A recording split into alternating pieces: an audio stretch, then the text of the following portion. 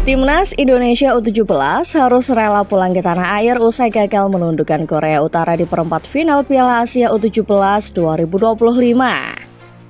Meski sebelumnya tampil begitu mengesankan dengan rekor unbeaten dan always win, ternyata itu semua masih belum cukup untuk mengalahkan Korea Utara. Indonesia tampil dengan gagah perkasa menyapu bersih semua kemenangan di fase grup. Namun, alih-alih sukses mengalahkan Korea dengan mudah, rekor unbeaten Indo di grup C justru seolah tak ada apa-apanya di hadapan mereka. Bermain di King Abdullah Sports City Hall Stadium Jeddah, Indonesia dibantai 6-0 tanpa balas. Indonesia yang awalnya positif bisa mengalahkan Korea kini justru pulang dengan tangan kosong. Lantas, bagaimana kronologinya? Apa yang membuat Indonesia kalah padahal sebelumnya tak terkalahkan? Starting 11 Moment kali ini akan mengulas rekor Indonesia yang tidak berguna di hadapan Korea Utara. Stay tune!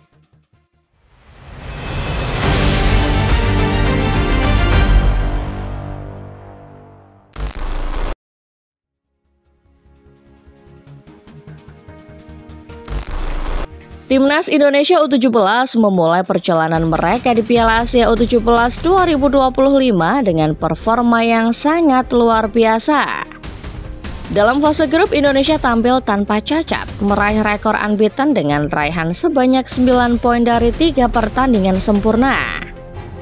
Indonesia juga hanya kebobolan 1 gol saja sepanjang fase grup, itu pun terjadi lewat skema penalti.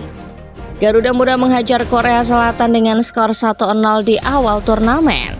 Kemudian euforia berlanjut dengan kemenangan 4-1 melawan Yaman dan hasil sempurna 2-0 melawan Afghanistan. Usai penampilan gemilang ini, Indonesia pun jelas lolos sebagai juara grup untuk melaju ke perempat final. Melihat bagaimana kekuatan Indonesia muda yang begitu mengesankan, atmosfer di kalangan supporter pun jelas begitu optimis. Banyak yang mulai percaya bahwa inilah generasi emas berikutnya. Media sosial penuh dengan dukungan dan pujian. Bukan hanya untuk anak-anak muda bangsa, tapi juga untuk pelatih Novo Arianto yang sudah membanggakan Indonesia. Permainan Indonesia U17 di fase grup terlihat jelas sangat terorganisir. Transisi dari bertahan ke menyerang berjalan lancar, lini tengah tampil dominan dan para pemain belakang solid menjaga area mereka. Novo Arianto memang pantas mendapat pujian besar karena bukan hanya membawa tim ini ke fase gugur, tetapi juga menanamkan mental juara sejak laga pertama. Di luar lapangan, atmosfer begitu menggairahkan. Supporter tak henti-hentinya memuji penampilan Garuda Muda. Media sosial dibanjiri ucapan selamat hingga analisa positif. Untuk sejenak, Indonesia merasa punya tim muda yang bisa diandalkan dan bersaing di level Asia Muda. Namun euforia ini ternyata tidak berhenti di sana. Dari keyakinan akan masa depan yang cerah, publik justru mulai membentuk ekspektasi yang jauh lebih tinggi.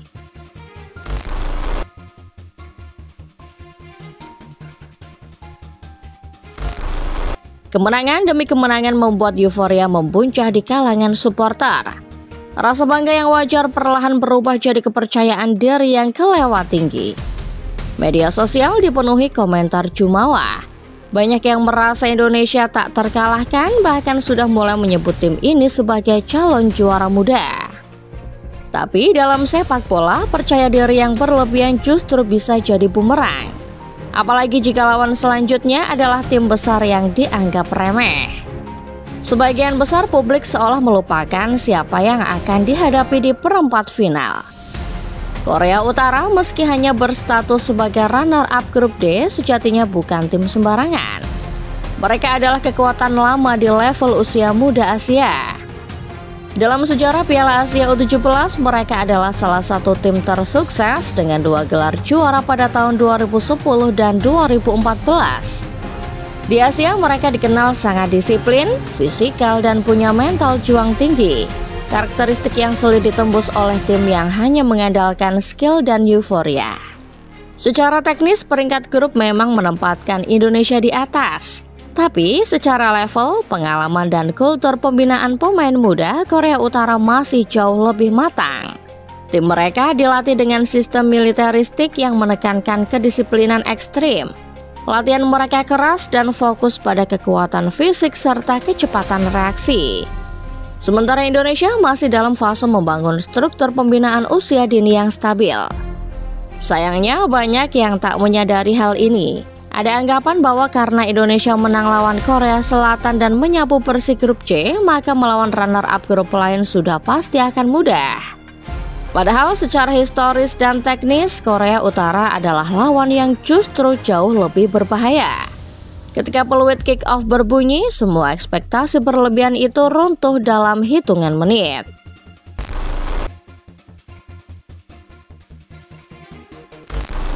Benar saja, harapan yang melambung tinggi kerap kali justru membawa jatuh yang menyakitkan.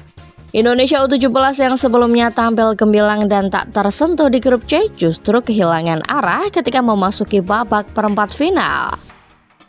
Mereka yang dianggap sebagai calon kuat semifinalis harus rela dilumat dengan kejam oleh Korea Utara. Tidak ada lagi sentuhan magis seperti saat melawan Korea Selatan. Tidak ada lagi pressing cepat, tak ada lagi transisi yang rapi. Semua seakan lenyap dalam satu malam di babak knockout.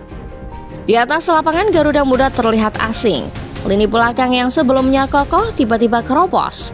Pemain bertahan sering kehilangan koordinasi dan komunikasi, meninggalkan banyak celah yang dengan mudah dimanfaatkan oleh Korea Utara. Kompaknya pertahanan Indonesia seakan menghilang dan itu menjadi awal mula dari kehancuran. 2 gol beruntun di babak pertama bersarang di gawang Indonesia, membuat pertandingan makin memprihatinkan. Di sektor depan, tumpulnya serangan makin memperparah situasi. Indonesia seperti kehilangan ide. Tak ada kreativitas, bahkan build-up play pun terlihat tergesa-gesa. Umpan-umpan mudah kerap gagal, bola sering hilang di tengah dan ketika sampai di sepertiga akhir lawan, tak ada eksekusi yang benar-benar berbahaya. Putu Panji CS bahkan hanya bisa lesatkan 3 tembakan. Itu pun hanya 1 yang mengarah ke gawang Korea Utara. Indonesia tak hanya kalah secara skor tapi juga secara permainan. 0-6 menjadi akhir pertandingan yang mengajarkan Indonesia arti dari keseriusan. Hasil ini membuat kiprah Indonesia harus terhenti di Piala Asia U17 2025.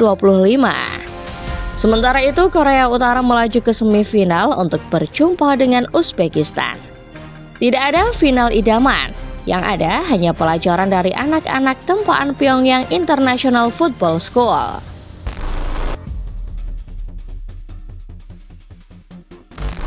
Terlepas dari kekalahan memalukan di perempat final, ada satu kabar yang tetap bisa bikin dada sedikit lega.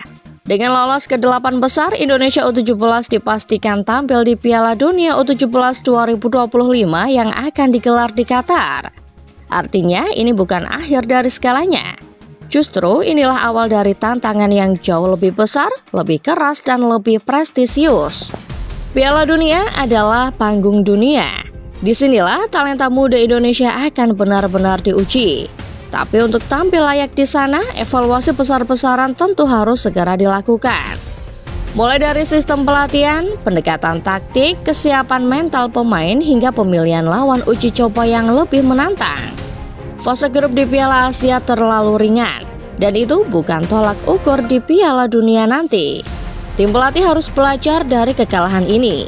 Jangan sampai pemain datang ke Qatar hanya sebagai pelengkap. Harus ada ambisi untuk tampil lebih baik, lebih terstruktur, dan lebih siap. Bukan cuma soal mencetak gol atau menang, tapi membuktikan bahwa sepak bola Indonesia layak diperhitungkan di kancah global. Para pemain muda ini punya potensi. Mereka sudah melewati satu tahap penting, yakni lolos ke Piala Dunia. Sekarang tinggal bagaimana mereka menyiapkan diri agar tidak sekadar jadi korban kekuatan besar. Karena kesempatan ini langka dan hanya mereka yang benar-benar siap yang bisa memanfaatkannya. Meski rekor tak terkalahkan di fase grup terasa sia-sia di depan Korea Utara, perjalanan Indonesia belum berakhir. Masih ada Piala Dunia yang menanti. Saatnya Garuda Muda bangkit dan buktikan bahwa kita memang layak terbang lebih tinggi. Sekian Football Lovers, ulasan singkat mengenai Timnas Indonesia U17 yang pulang lebih awal. Meski pulang lebih awal, Football Lovers, perlu diingat juga bahwa kita masih punya Piala Dunia. Bagaimana menurut kalian sendiri? Optimiskah Indonesia bakal melaju jauh di Piala Dunia U17? Coba tulis pendapat kalian di bawah ya. Jangan lupa tekan like jika kalian suka videonya. Lalu subscribe dan nyalakan notifikasinya supaya tidak ketinggalan info-info terbaru seputar sepak bola dari Starting 11 Moment. Thanks for watching, sampai jumpa di video berikutnya.